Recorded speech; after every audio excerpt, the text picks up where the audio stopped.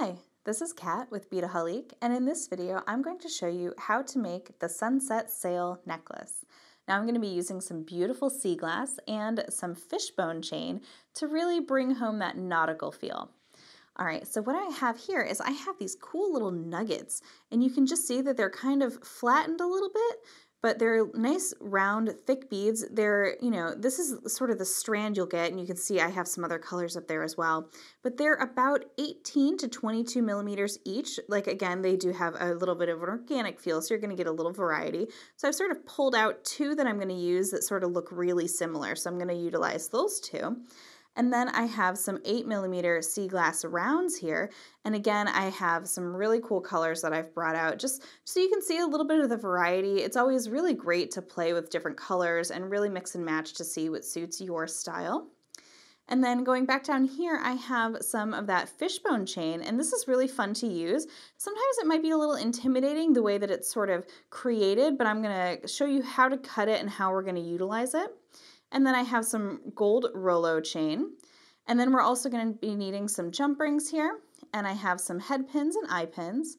And then for tools, we're going to use our flush cutters, our chain nose pliers, and our round nose pliers. And just drawing your eye back over here, I do have a couple of little bead frames. I don't want to leave those guys out. And those are going to fit really nicely over our 8mm beads there. And then I have some 3mm gold beads, and these are going to be really, really great, and I recommend using a little tiny metal element with the sea glass, and you're going to see why here in just a second. Alright, so if you have everything ready to go, let's go ahead and get started. Alright, so let's go ahead, and I'm going to bring in some of my tools here. Some of the ones I know that I'm going to use. Now these are your 3 basic tools, so this is a really great basic project. We're just going to be doing some simple wire loops, and it's going to be really, really fun. All right, so I'm going to take a head pin here, and you'll notice if you look at the head pin, it's got a really small head to the pin, and what I'm fearful of is that if I put it through the sea glass, it's not going to sit right. It's going to wobble around a little bit, and I don't want my glass to crack, and sometimes you'll end up with a hole in sea glass, especially if it's a very natural looking sea glass where the holes may be a little bit too big.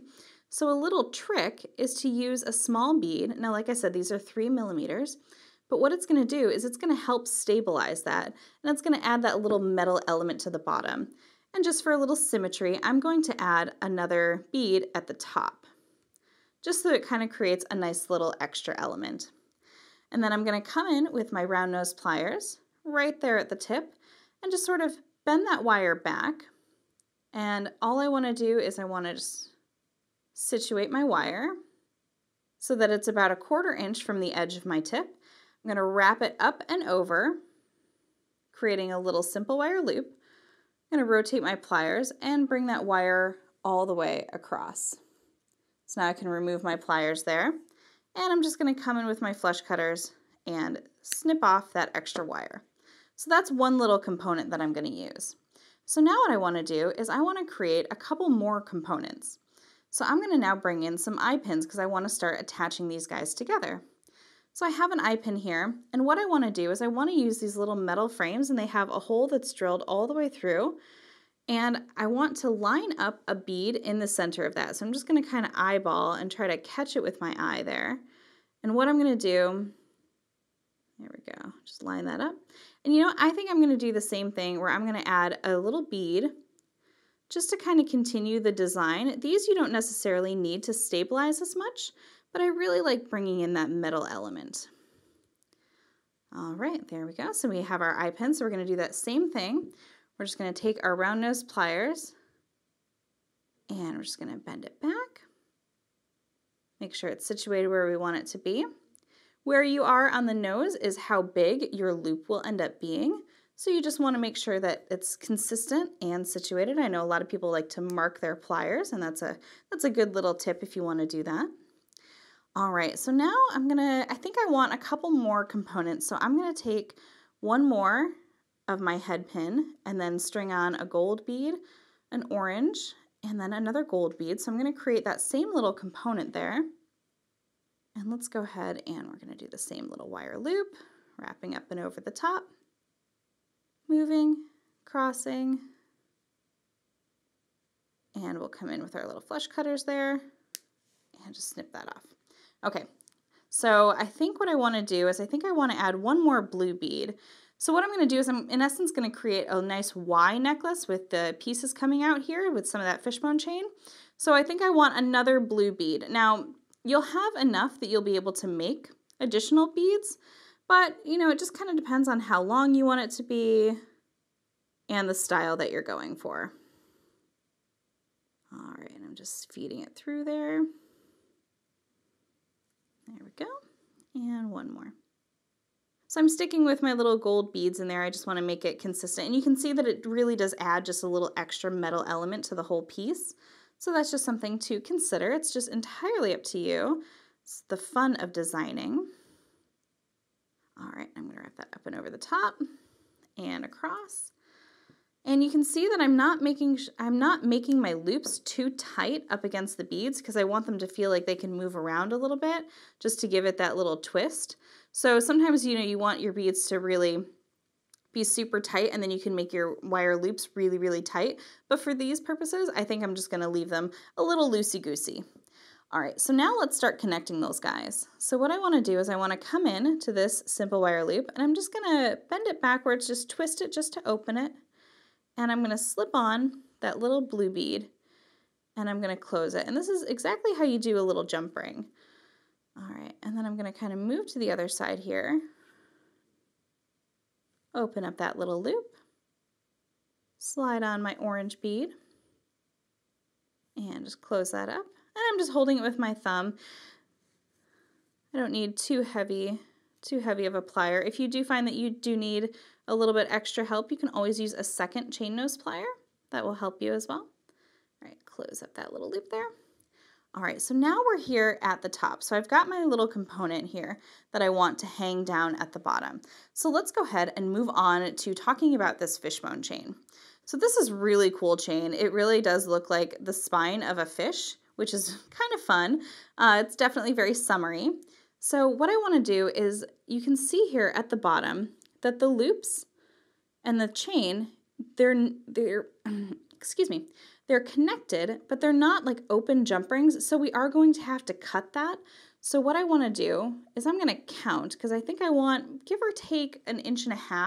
So let's just go ahead and count, and I'll just count the scales here. So we'll go 1, 2, 3, 4, 5, 6, 7, 8, 9, 10, 11, 12. Let's go 13 and 14. Okay. So now this is the 14th scale right here. So what I want to do is I want to come in and I want to kind of catch this guy here, the one above it. And what I'm going to do is I'm going to clip this off. So I'm just going to clip it on one side and I should be able to pull it and remove it. And I'll show you that again because we'll have to cut a second piece, but I just want to double check my spine here. 1, 2, 3, 4, 5, 6, 7, 8, 9, 10, 11, 12, 13, 14. Okay, so you can see kind of the scraps there, they sort of twist together. It's kind of like one of those brain games. I don't know if you ever remember playing those. All right, so we're going to do the same thing here. So I'm going to cut going the same direction. I don't want to cut from the other side because it will be sort of facing down, so you can see that this one kind of looks like that upside down umbrella and this one looks like that umbrella. So we want to stay on the same side because we want 2 equal pieces. So 1, 2, 3, 4, 5, 6, 7, 8, 9, 10, 11, 12, 13, 14. Moving up to the next one here, we're going to get right in there. 15. All right, so now we're just gonna, again, just kind of wiggle that out and just remove it. And I just want to double check real fast, make sure that I didn't cut off the wrong one. 1, 2, 3, 4, 5, 6, 7, 8, 9, 10, 11, 12, 13, and 14. Okay, perfect. So we're gonna set that chain aside now. And we're gonna come in with some of our fancy little jump rings here. Now I like these, they just add a little fun element. If you have plain jump rings, you can do the same thing. So what we're gonna do is we're just gonna come in and we're going to take this, give that a little gentle twist just to open it up, and I'm going to add it on to the top of my piece here. And I'm just going to close that jump ring and just making sure it has a nice flush closure. And I'm going to just reinforce and just make sure that my little loop down here is nice and closed too. Oh, see him, he's just a little bit open, so I just want to close that. Definitely don't want to lose all that hard work. All right. So now I'm going to take one jump ring Again, giving it a little gentle twist to open. And what I want to do here is I'm going to be using this little piece here. And let's see, do I want the scales facing down like that? Or do I want them kind of going up? I think I like them going down. So what I'm going to do is I'm actually going to take this jump ring and I'm going to attach it to the bottom here. So just in the center of that loop, just like so. And then what I'm going to do is I'm going to come in and add it to this jump ring right here. And again, just making sure it's nice and flush. There we go. Pick it up. There we go. All right. So now I have this one jump ring that's going to be coming off this side. So I want to repeat that on the other side with my second jump ring. So again, that guy's already a little open, so we're just going to go ahead and slide him on. Oop, not open enough. A little more twist. There we go. All right, so again, just sliding it into that first little opening there. And I'm going to slide it onto that first jump ring, so we're going to get this nice little Y effect that's going to happen there. And now we're going to come in and close that up really nice and tight. You don't want to see the seam with your jump rings, so you just want to close them up really nice and sleek. All right, so I'm liking the way that's looking. Very nice. All right, now here's one thing that is really trendy for summer is we see a lot of super long necklaces. So what I'm going to do is I'm going to use this Rolo chain and I'm just going to attach one end to each side. Now I have about 2 feet here, so this is going to be a really long necklace. So if you want to adjust it, just figure out and do this first step here, which is again just opening one of those jump rings. We're going to slip it onto that last little loop there. And I'm going to slip on that Rolo chain. Close that up. Oops. Get a good grip. There we go. Close that up. And then now what you're going to want to do is you're going to want to take this chain and just, if you want to measure it to see, and let's say you want to cut off about 6 inches or so, you just come in with your flush cutters and just cut the chain. But I'm going to go ahead and use the whole length here because I want to go for a really long necklace. I think it'll be really fun. And again, just really simply, and just make sure that you're catching that last loop. And slip on your Rolo chain, close it up, and you're all done. So it's a nice little necklace. It's really got the focal there at the bottom. Let me just kind of turn this around. There we go. It's really got that beautiful focal there at the bottom with that lovely sea glass. But that is how you can make this really great necklace by adding in some of those metal elements just to give it that little extra luxe design.